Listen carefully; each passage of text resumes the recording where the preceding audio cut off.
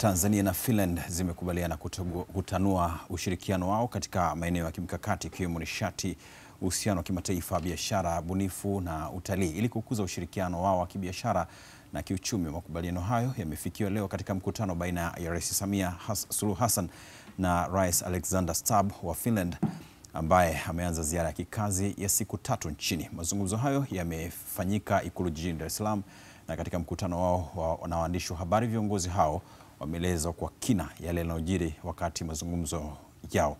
Kwa upande wake, Rais Stubb amesema dunia inahitaji kujenga mfumo wa haki unaotendea mataifa yote sawa pasi na ubaguzi.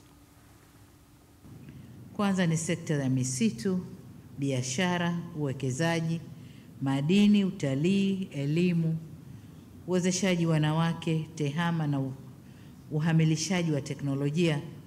Ni maeneo ambayo kwa muda mrefu Finland imekuwa mbia wetu katika kuyaendeleza.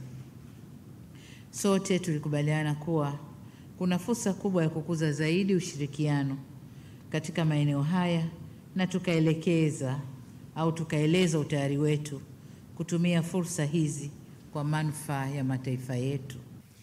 But I think sometimes in the West, kule Ulaya ni rahisi kwa watu kuhisi wanaguswa zaidi na vita iliyo karibu nao kuliko vile vilivyo mbali na wao. Watu wetu wanaumizwa zaidi na vita vya Urusi na Ukraine pengine kuliko kinachoendelea Mashariki ya Kati baina ya Israel na Palestina au vita inayoendelea kule Sudan, jambo ambalo si sahihi. Tumezungumza vingi na Rais Samia Suluhu Hassan na tumekubaliana kwamba kuna haja ya kujenga mfumo wa kimataifa usiobagua na ulio wa haki.